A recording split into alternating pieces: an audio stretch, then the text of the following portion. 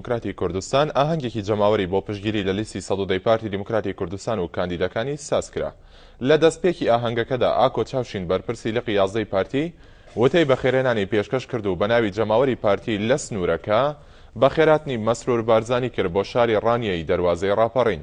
دواتر بەرپرسی لە قەباسی لە گرنگی هەڵبژاردننی پەرلەمانی کوردستان کرد و داوای لە ئەندام و لایەنگرانی پارتی کرد کە هەوڵ بۆ کۆکردنەوەی دەنگ بە لیستی سەدۆدەی پارتی بدەن.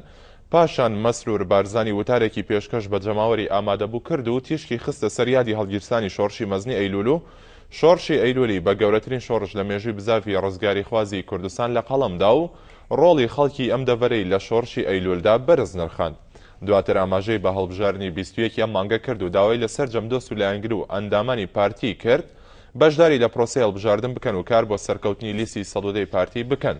هەروەها مەسرور بارزانی خەڵکی دەڤەری ڕاپەڕینی دڵنیا کردەوە کە پارتی دیموکراتی کوردستان دەتوانێت سەرکەوتنێکی گەورە لەو هەڵبژاردنەدا دەستەبەر بکات. هەروەها باسی لە ڕۆڵی خەڵکی دەڤەرەکە لە ڕاپەڕینی ئاداری 91 کرد و شانازی بەوەش کرد کە خۆی یەکەم هەناسەی ئازادی لەو شارە هەڵمژیوە. لە کۆتایی پەیوەکەیدا مەسرور بارزانی سوپاسی ئامادەبوانی کرد و داواشی لە هەوڵەکانیان بۆ سەرکەوتنی لیستی سەدۆدە زیاتر بخەنە گەڕ. دواتر لەلایەن کارۆخ مەلا عوسمان شاعیری ئەیلول چەند کۆپلە شعرێک خوێندرایەوە کە گوزارشتی لە گەورەی شۆڕشی مەزنی ئەیلول دەکرد. دواتری ژمارەیە کاندیدی لیستی سەدۆدە بە ئامادەبووان ناسێنران. مەراسیمەکەش بە گوتنی چەند گۆرانی و سرودێک لەلایەن هونەرمەندان بەردەوام بوو.